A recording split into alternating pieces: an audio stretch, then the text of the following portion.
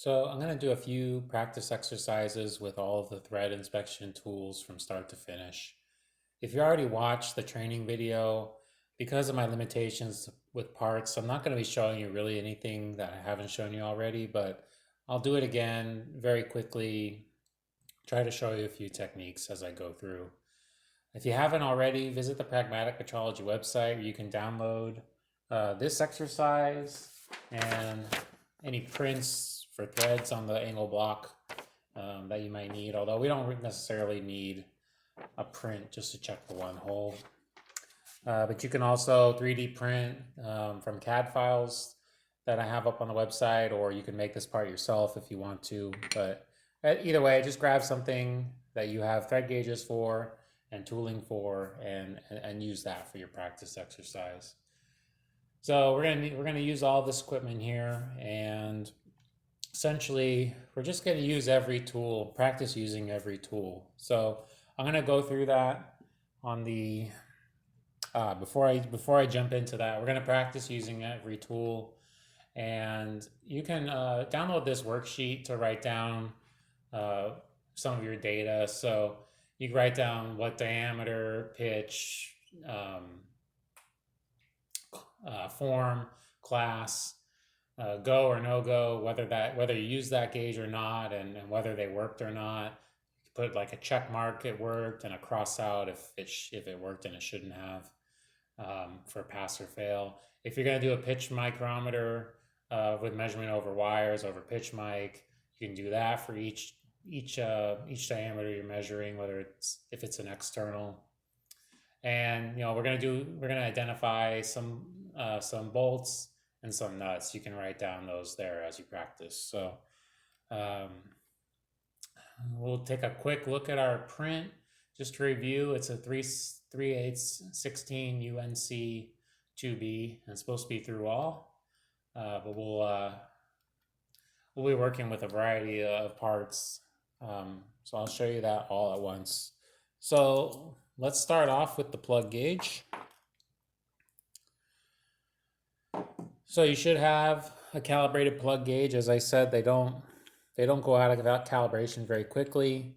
You can check them with a calibrated pitch mic, or you can have an external vendor do it, and you're just going to thread this thing as far as it will go. Hopefully it pokes out the other side as a through. As I mentioned before, there's some sort of burr in there. So the go goes mostly. I can turn this around, try from the other side, and it's starting to go, and it stopped. So I think I'm pushing that burr back and forth. I probably need to deburr it, blow it out, maybe run some sort of pneumatic tool in there to clean it, but ideally our go gauge would go all the way through with such a long go gauge, but it stops. So now we'll check if the no-go works, which we don't want to work. So I'll grab the no-go side, which is usually smaller, doesn't want to start. Check the back side, doesn't want to start. So pretty good except for that burr issue. Moving on, we're gonna use the ring gauge on our bolt. Here's our bolt. So I'll grab the go ring and should thread all the way on. Now, if you start to feel a little resistance, I'm starting to feel a little resistance, stop. You do not want to damage your go gauge. If you're feeling a lot of resistance, it could be you need to chase the thread. It could just be that this is a bolt that has seen a lot of use and it's no longer good, but I can see at least from the beginning, it's a pretty good thread, and then it gives me a little resistance. So you don't want to force this thing through because you'll really damage your go gauge. Let's try our no-go gauge and see how many turns we can get. So let's see. Let's count how many turns. If I bottom it out, then I mark it. We'll go 1 turn, 2 turns, and it pops out. Popped out less than 3. So the no-go is, the thread is working as intended. I may have, when I was grinding it down, I may have put a lead in on it, but otherwise, that's how you use a go and a no-go. The go should thread on, the no-go should not. It's very simple check. You need them calibrated, and you need a sticker for calibration, usually from an outside lab. If you have set plugs, you can thread. I've got the no-go and I've got the no-go thread set plug, and you can thread that on and adjust how well it's seated. You're looking for a certain amount of looseness, but also, or tightness, I should say, not too tight, not too loose. I don't quite have the feel for that. That's something I usually send out for calibration because I don't have the feel. But that's how you can check those. We can move on to my favorite, the thread wires. So I'm going to give this one more shot. I've already got my thread wires in this little holder. Feel free to use whatever holder you like, whether it's a rubber attachment or a grease. I've used grease a lot in my career, and I think that works fine. But I'm getting a little better with this holder, so let's give it a shot. So I'm trying to kind of register the back anvil on the 2 pins and then bring in the single pin. I almost had it and it popped out. Well, you saw that. So getting a little better with this. I think the key for doing it this way, if you are going to try to do it this way, is keep the pins kind of horizontal and then push the whole assembly in between the anvils. And as long as you start it off kind of close. Now here we go. This is a mess. Loosen it, but that's not too bad now. So got 2 on one side. I got 1 pretty much in the same location. They're a little bit off center, so I am going to have to kind of rock it into place maybe. And we'll take a look at our anvil. I'm reading at about the 17. 17, oh, sorry. Maybe 17 and like 2/10. So I'm going to try and slide this out. Oh, maybe I have a little bit too much pressure. And we'll take a reading. I'll put it back at the 17 where I had it. So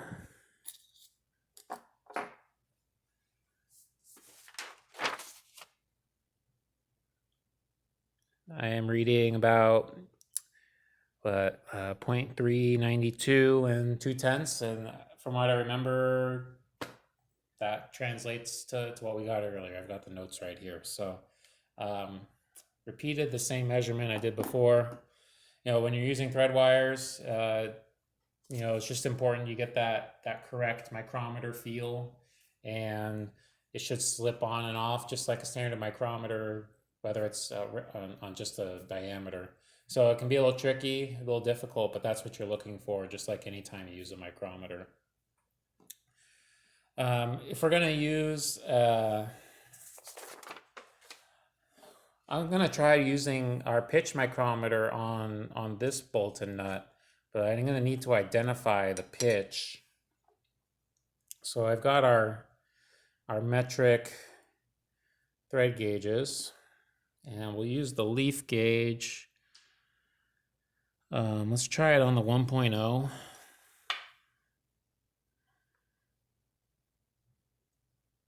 Yeah, it's way too small.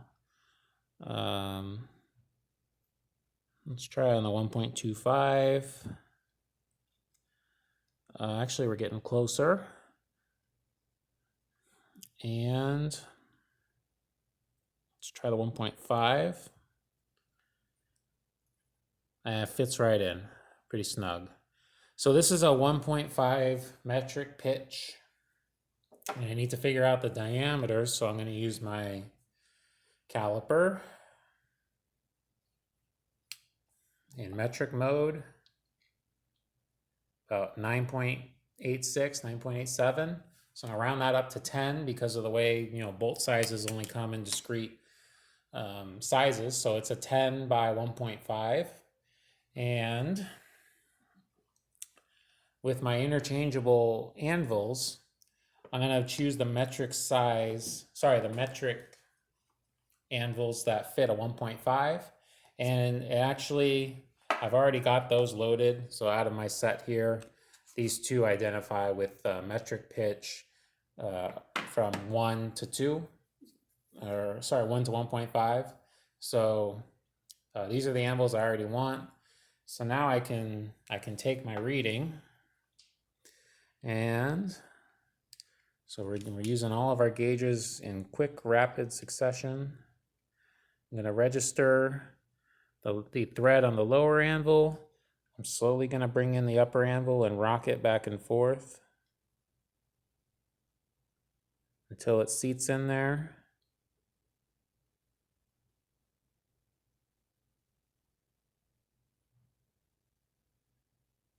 I'm not able to rock it through. I'm going to open it up. Now I can. I'm going to close it. And I feel like I've got that nice slip fit that I always want. We'll take a look at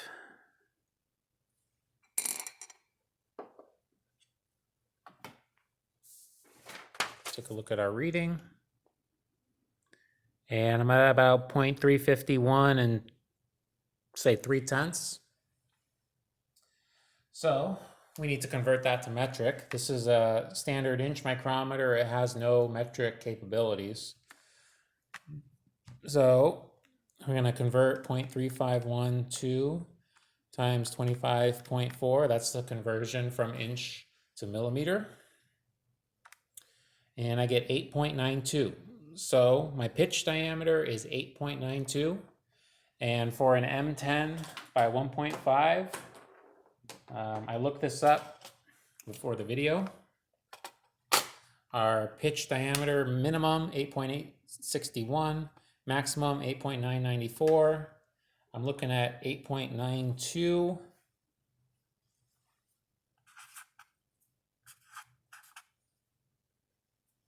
So we are in that range between 861 and 994. So this bolt is good bolt for us to use. And let's see, did we leave any of our gauges out in this sort of quick rapid fire video? Use the leaf gauges, the wires, the pitch mic, and the go and the no-go gauges. I think that's everything. So let's take a look at our assignment. Thread plug, thread ring, pitch micrometer, thread wires, leaf gauge, and caliper. So we've pretty much hit number 1, 2, 3, and 4. And we can do number 5 and 6 to identify a bolt and a nut. So we already used our leaf gauge to identify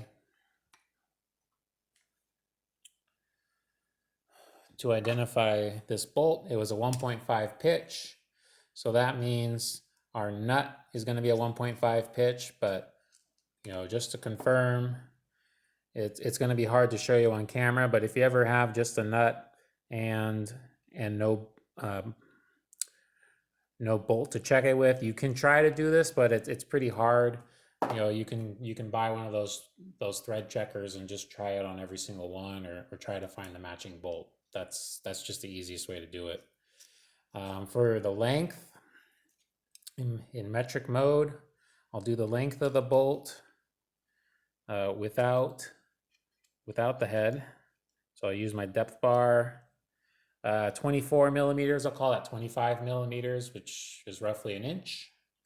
And for the nut length, 7.8. We'll probably round that up to 8 millimeters. Let's see what 8 millimeters is.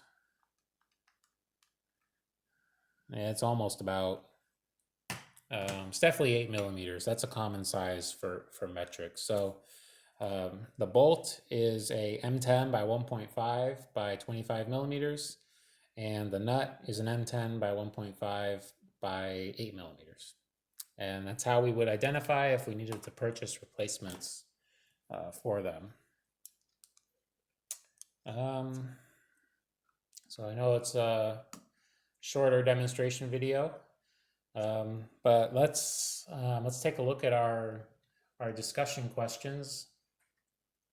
So compare the attribute inspections, which are go and no go, to the variable inspections, wires, pitch mics. Which do you think is more accurate? Why? What are the pros and cons of these? So if you saw me struggling with the wires and with the pitch mic, that comes down to technique and practice and whether or not you grab the right anvils and the right wires. There's for a beginner, there's a lot of mistakes to make. Even for an advanced person who's done it a lot, there's still mistakes you can make. There's a lot less mistakes you can make with a go no go gauge. It either goes or it doesn't, and as long as you grab the right gauges, you're in you're making things a lot easier on yourself, and you won't make as many mistakes. So that's why go no go gauging is so popular for threads. It's fast, it's accurate, and it's very simple. And the downside, thread rings get pretty expensive to purchase, to calibrate. um, Plugs are not nearly as expensive, and they're usually worth the cost if you're going to be doing a lot of internal holes. Generally speaking, they last a very long time. Like a 3/8 16, that's a very common size. You might have to replace that after 5, maybe 10 years, but um, if you're not using it a lot, it should last a very long time. So I prefer to use the go no go, and I think for a lot of machine shops, they want to go that route just to eliminate any possibility of miking something wrong, reading it wrong, grabbing the wrong wires. There's a lot of potential for calculation mistakes with wires and with pitch mics. Um, so, um, if you filled out your worksheet, have somebody take a look, make sure you're filling it out right, and um, I guess I want to thank you guys again for watching this training video, watching this exercise. Please check out the website for more videos like this where we talk about all the gauges, calipers, micrometers, hole inspection, surface plate, angles, and threads. And concepts that will help you choose gauges, and calibrate them, and keep them in good condition and make the right choices in blueprint reading. I also want to thank the Laney College in Oakland. They provided me this part to help me demonstrate this video, and they have a great program for manual machining, CNC machining, metrology, of course, um, CAD design, blueprint reading, maintenance, even grinding, I believe. They have a lot of classes, certificates that people can earn. What was I going to say? Certificates, an associate's degree, and apprenticeships that you can work on. So if you're doing any of those in your career in manufacturing, you're really going to stand out from the crowd. So recommend you check them out if you're interested in learning more, getting hands-on and classroom experience. They do a great job at Laney. That's in Oakland, California, the Northern California Bay Area. Laney College, Machine Technology Department. So thank you for watching. Please check out my website for more resources and more videos. And thank you for watching.